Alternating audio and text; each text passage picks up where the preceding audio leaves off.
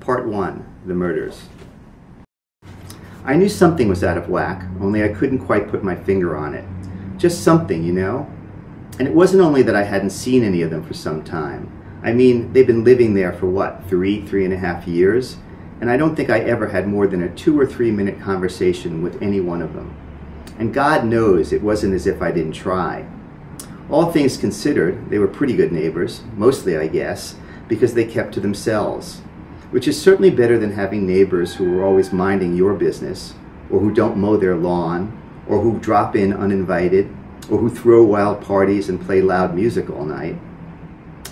They weren't like that, just the opposite in fact. Why, with that great big front lawn and 2 teenage boys, you'd think they'd be out there throwing a football around, or a frisbee, or something. But no, it was so quiet, sometimes it was as if no one lived there at all. Though I did hear rumors that the boys had a reputation of being hellraisers. Maybe that's why they kept such a tight lid on them when they were home. Because I can honestly say there wasn't any hell-raising going on around that house that I could see. As a matter of fact, the only way you'd know the house was occupied was when you'd see the kids going to school, or him going off to work, or her and her mother going out to shop, or at night when the lights were on. Which brings me back to the house itself and those lights. It was the middle of November, a week or so before Thanksgiving, when I first noticed it. I was coming home from work, and when I glanced over there, I noticed the place was lit up like a Christmas tree. It's a Georgian-style mansion, one of the nicest in the neighborhood, by the way, with something like 20 rooms, and I think the lights were on in every single one of them. But the downstairs shades were drawn tight, so all you could see was the faint outline of light around the edges of the windows, which gave it this really eerie look.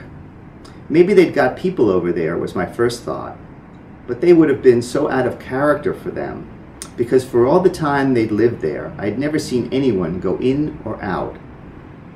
And anyway, it was absolutely quiet, and there were no cars in the driveway or parked out on the street. Just before I turned in, I looked out the window and noticed the house was still lit up, which was odd, since it was nearly midnight, and as a rule, they seemed to turn in kind of early over there. The next night, when I came home from work and I looked across the street, the lights were still on. And that night, before I went to bed, after midnight, I looked out and the lights were still blazing. After that, I made a kind of game of it. Under the pretense of getting some fresh air, I walked close to the house, as close as I could get without looking conspicuous, and listened to see if there were any sounds coming from inside.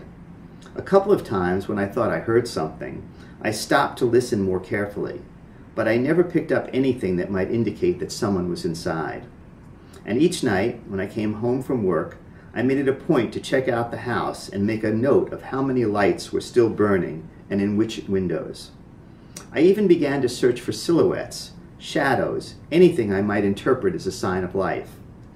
And it wasn't long before I whipped out the old binoculars to take a look, thinking maybe I could see something, anything, that would give me a hint as to what was going on.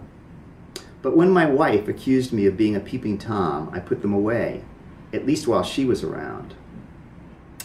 There weren't always the same number of rooms lit, but I noticed there were always fewer, never more. It was as if someone was going around that house each day turning off one light in one room, but in no discernible pattern. I began to think of the damn house during the day while I was at work, on the train coming home.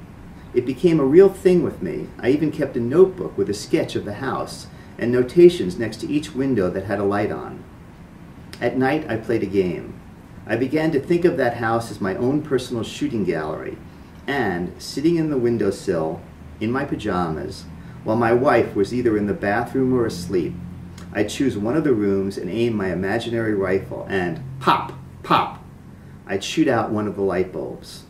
And if the next night that particular room was dark, I'd get a tremendous rush of self-satisfaction that carried me through the whole next day. It was kind of like one of those video games my kids play. Pretty sick, huh? I mentioned it to my wife, not my silly game, but the fact that those lights were going out one by one. She thought I was nuts. Can't you find anything better to do with your time, she asked. No, I said. I'm entertaining myself. Leave me alone. Then I asked whether she'd seen the Hartmans lately, because I was beginning to have this weird feeling in the pit of my stomach, as if something was seriously wrong, that it wasn't a game anymore. No, she said, I haven't. But that's not unusual. Besides, it's not as if I'm looking for them. If you ask me, they're creepy, the whole bunch of them. I know, but maybe there's something wrong. Go to bed, she said.